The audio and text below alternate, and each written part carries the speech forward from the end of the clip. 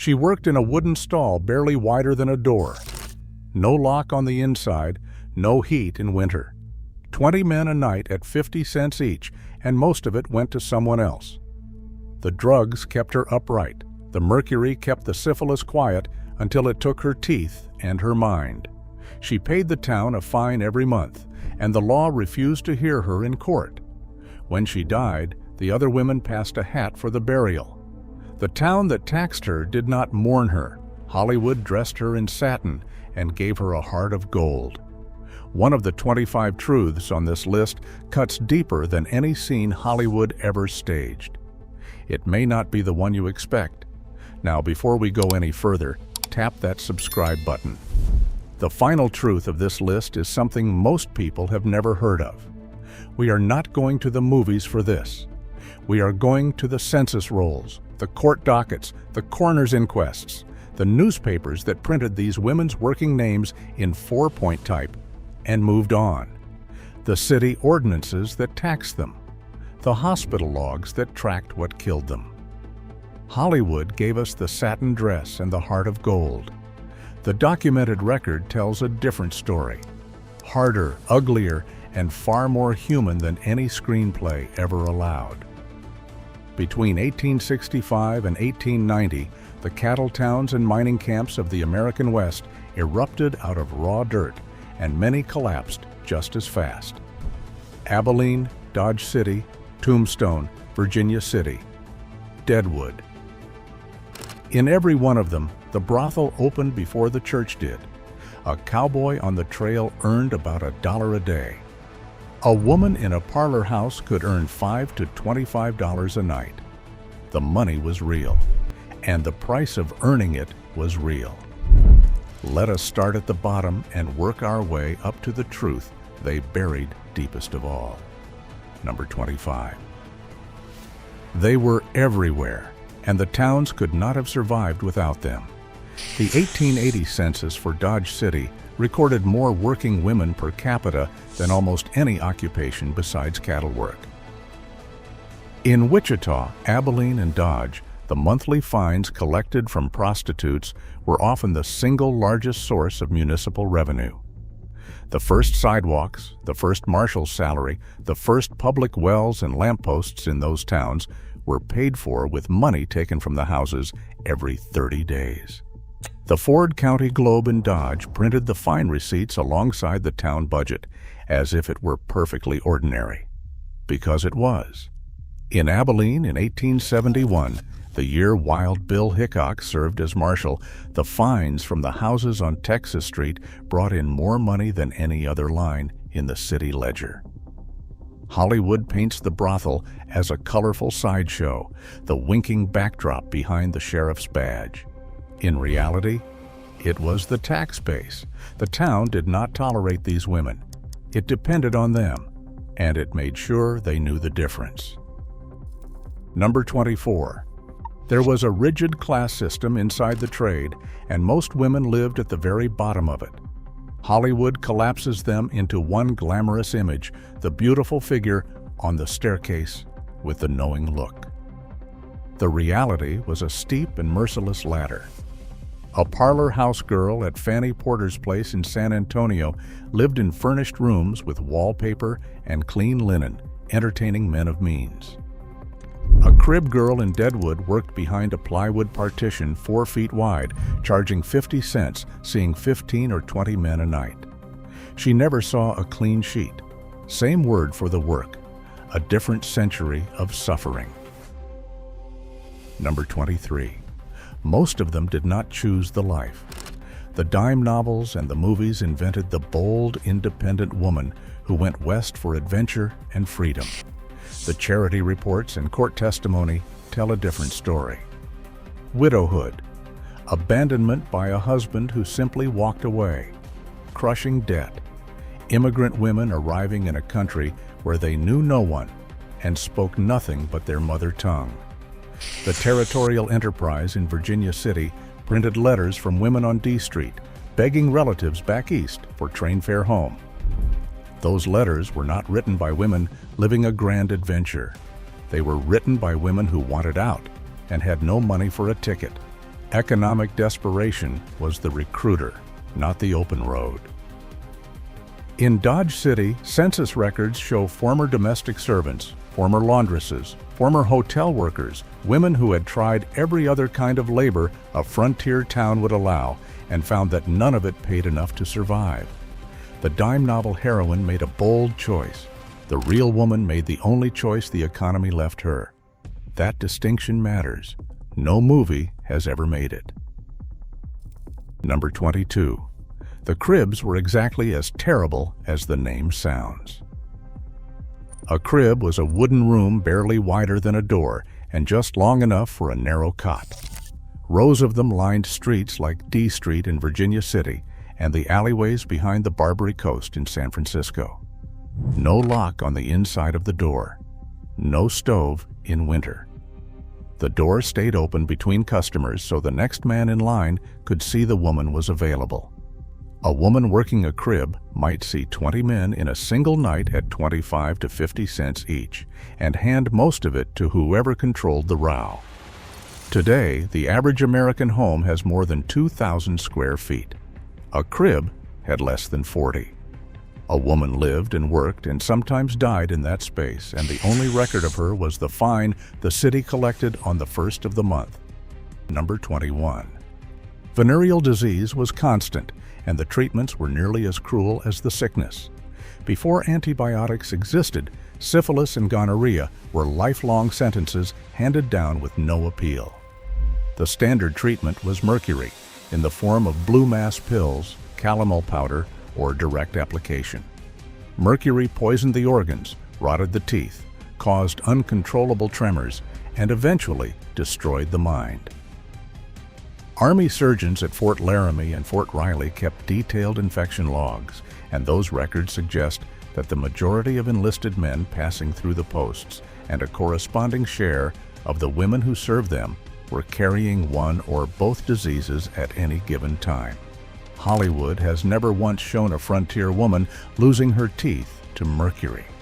That silence is not a kindness. It is a lie by omission. Number 20.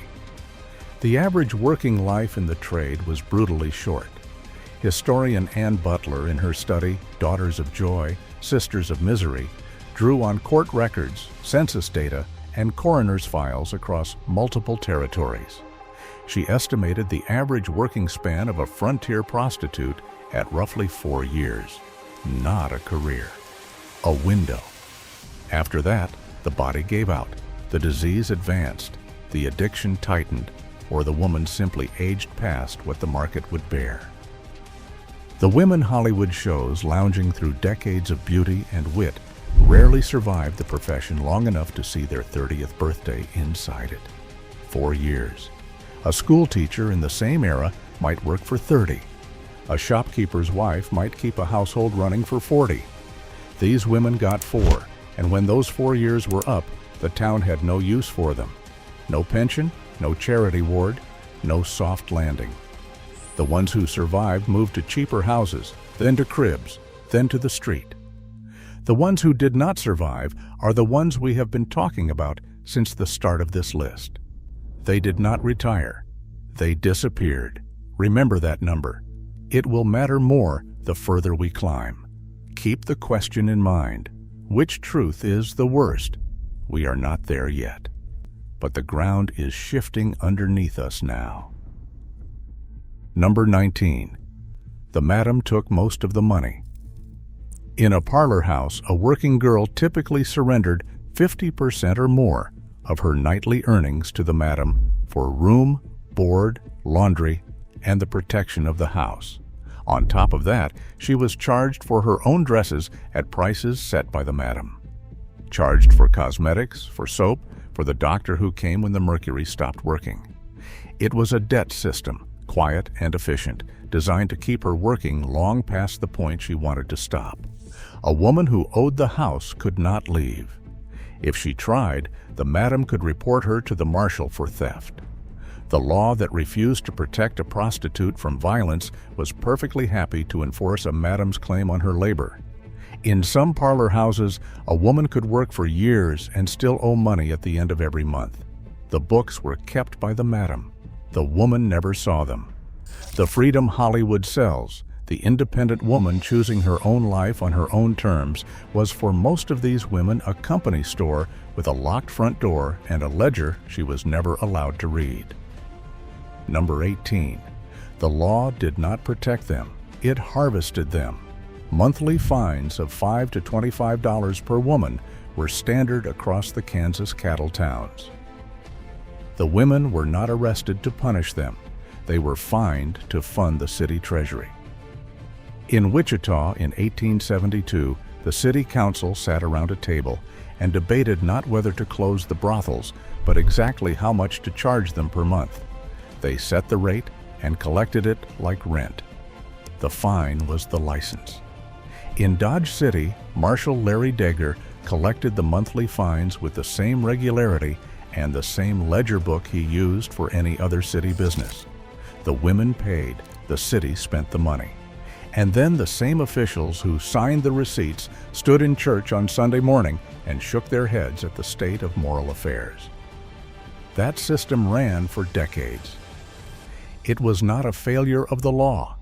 It was the law working precisely as intended. And if you want to know why these women had such contempt for the towns that profited from them, this is the answer. Number 17. In most territories, they could not testify in their own defense. A known prostitute's word was ruled inadmissible or given no legal weight in many Western courts. A woman could be beaten half to death, robbed of every cent she had earned, and have no standing to name the man who did it.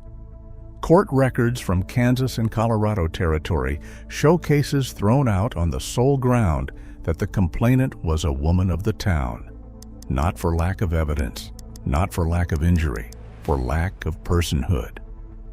Hollywood gives these women sharp courtroom speeches. The real courtroom did not have a chair for them. Number 16. Violence from customers was routine, and the system was built to ignore it. Coroner's inquest records from Tombstone, Deadwood, and Dodge City list women found dead in or near brothels with causes of death recorded as accidental, unknown, or self-inflicted, in circumstances that clearly suggest none of those words were true. In Deadwood in 1878, a woman known only as Crazy Horse Lil was found dead in her crib. The inquest lasted less than 1 full day. No suspect was named. No one was charged. The Deadwood paper gave the death 4 lines and moved on to the cattle prices. In Tombstone in 1881, a woman identified only as Gold Dollar was badly beaten in a house on Allen Street. No arrest followed. The local paper mentioned the incident in a single sentence wedged between livestock prices and a notice about a church social. Today, an unsolved homicide draws investigators, forensic teams, press conferences, public outrage. In a frontier crib, a dead woman drew a shrug and a short paragraph. The difference is not progress. The difference is that we finally started counting them as people. Number 15. The suicide rate among them was staggering, and the method was almost always the same. Laudanum, liquid opium dissolved in alcohol. It cost pennies at any drugstore counter, and it could end a life as quietly as blowing out a candle. Newspapers in Virginia City, Tombstone, and Leadville ran suicide notices for working women with regularity that would shock a modern reader. The Territorial Enterprise in Virginia City recorded multiple laudanum deaths among women on D Street in a single calendar year. The coroner's standard finding was 4 words: died by her own hand. No further questions asked. No further questions wanted. Stay with me. We are past the halfway mark, and the climb is getting steeper. Are you still holding the same answer you had at the start? Number 14. Many of these women were mothers. Census records from Dodge City, Deadwood, and Virginia City list children living in or near working houses. Some women placed their children with farming families outside of town and sent money when they had it. Others kept the children close, in a back room, behind a curtain, because they had no other person on earth to send them to. Court records from Denver show custody hearings in which a woman's profession was the only evidence needed to remove her children permanently. No abuse, no neglect, just the occupation listed on a document. The movies never show the child sleeping in the back of the house while the front room worked. They never show the woman walking to the school with a child who would be turned away at the door because the other parents complained. They never show the courtroom where a judge signed a paper and a mother watched her child carried out by a stranger. That child was real. And in too many cases, that child was taken by a system that had no interest in giving the mother a way to provide for them both through any other means. Number 13. A large number were immigrants who spoke no English and had no path to escape. Chinese women trafficked through the port of San Francisco. French women recruited under false pretenses through New Orleans. German and Irish women who arrived in American harbors with nothing but a name and a promise that turned out to be hollow. The 1870 census of San Francisco's Chinatown listed hundreds of Chinese women under occupations that were thin paper over an ugly truth. Many had been purchased outright or signed into labor contracts written in a language they could not read. Ah Toy, one of the few Chinese women in San Francisco whose name survives in the record, brought cases to court in the early 1850s, but she was an extraordinary exception. The vast majority had no knowledge of American law, no money for a lawyer, and no one willing to intervene. Hollywood's frontier prostitute speaks perfect English and trades jokes at the bar. The real one often could not read a street sign, could not ask directions to a train station, could not explain to a lawman what had been done to her even if the lawman cared to listen. That is not a footnote. That is a cage built from silence. Number 12. Opium and laudanum addiction among these women was nearly universal, and it was not a moral failing. It was a job requirement.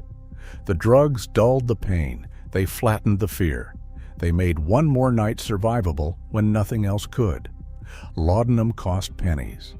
Chinese opium dens in Deadwood and Tombstone served working women right alongside miners, soldiers, and gamblers, no questions asked. The addiction did not begin as weakness. It began as survival. And then it became the thing that killed them, slowly and without ceremony, in rented rooms that smelled of smoke and tallow. No screenwriter has ever drawn that line. The distinction is not small. Number 11. The soiled dove funeral was often the only dignity a working woman received in death. When a woman in the trade died, the other women in the house passed a hat and collected what coins they could for the burial. Sometimes the madam paid out of the house accounts. Sometimes nobody paid at all, and the county wrapped her in canvas and put her in an unmarked hole. Boot Hill in Tombstone and the old cemetery in Dodge City hold the graves of women known only by their working names. Irish Mag, Squirrel-Tooth Alice, Dutch Jake. The funerals were short, attended almost entirely by other women from the same houses, and conducted without a minister more often than with one. No headstone with a family name. No obituary in the paper. Just a mound of dirt on a hill above a town that could not have built its first street without her. The town that collected her fine every single month did not bother to mourn her when she was gone. And the men who had visited her house on Saturday night stood in the crowd on Sunday and said nothing at all. Number 10. Some of these women built real wealth, and the system made sure they did not keep it. A madam like Mattie Silks in Denver or Jenny Rogers on Market Street could own property, run a business, and command real economic power. But morality statutes and property laws written by men who never intended a woman in her profession to own anything meant that wealth could be seized or stripped through legal channels no man would have faced. Jenny Rogers built one of the finest parlor houses in Denver and spent years in court defending the roof over her head. The frontier celebrated ambition in men. In women, it called ambition something else. and the law made sure the difference held. Number 9. The Heart of Gold was a fiction invented by men who never bothered to ask. The trope of the tender-hearted prostitute who saves the cowboy with her love comes straight from dime novels and stage melodramas, all of them written by men who had never spoken to a working woman as a full human being. The real women left behind almost no first-person testimony, not because they could not write, because no one ever asked them to. The few scraps that survive, fragments of letters, notes in margins of ledgers, describe exhaustion, loneliness, and fear. Not golden hearts. Ordinary ones, carrying extraordinary weight. The fantasy was never about honoring these women. It was about making their suffering comfortable enough for a paying audience to enjoy. Number 8.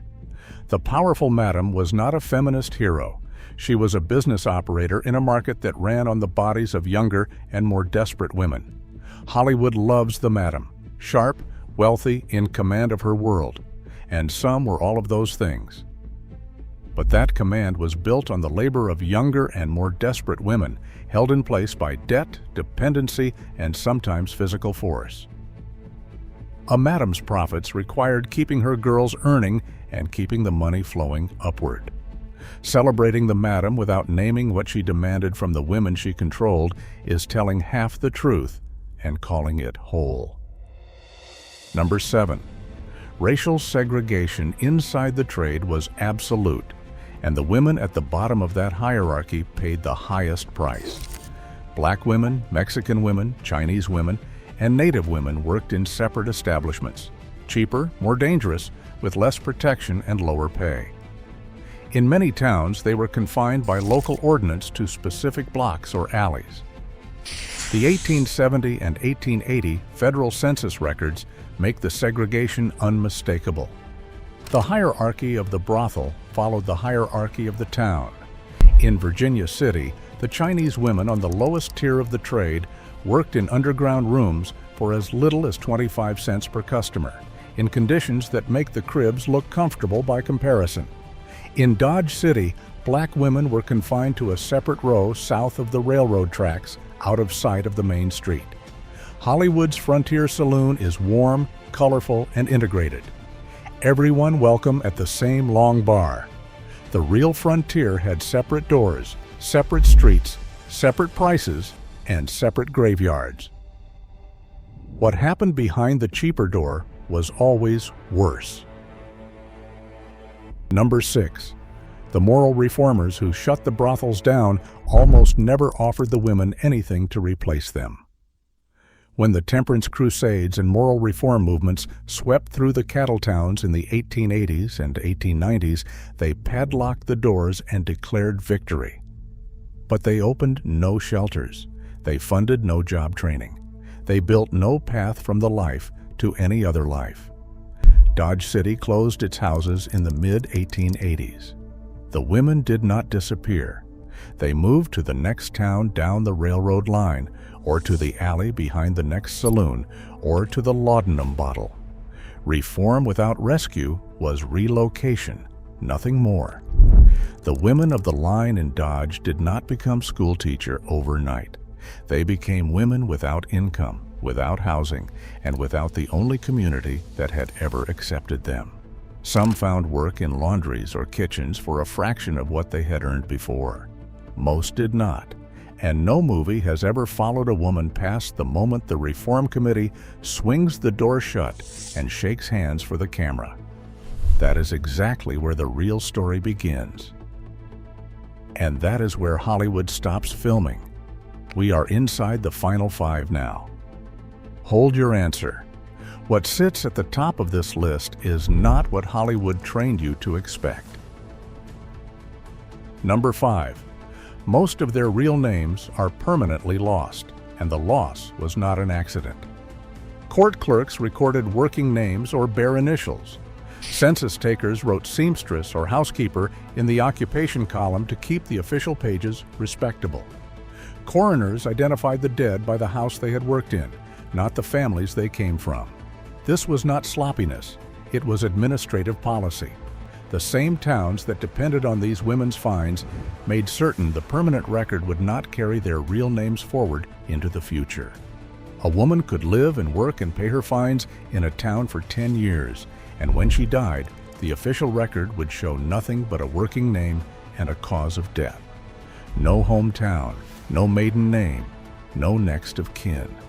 Somewhere back east, a family might have spent years wondering what happened to a sister or a daughter who went west and stopped writing. The paper trail that could have connected them was deliberately kept thin. Hollywood did not erase these women. The government paperwork erased them first. Hollywood simply never went back and corrected the record. And the families who lost a daughter to the frontier never found out where she went. Number 4. The women who escaped the trade almost never escaped the mark it left on them. A woman who got out and married a respectable man spent the rest of her days hiding.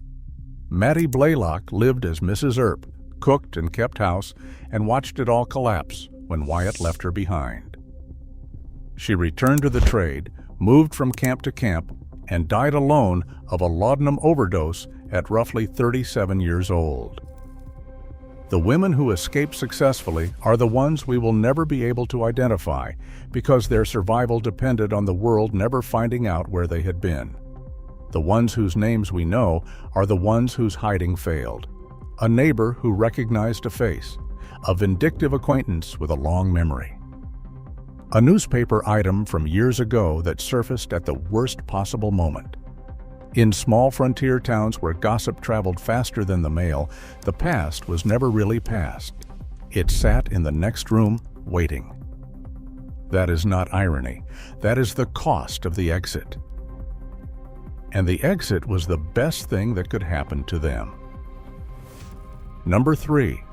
Children born inside the trade were marked for life before they took their first breath. A child born to a known working woman carried the mother's reputation like a legal brand. In many territories, those children could not inherit property.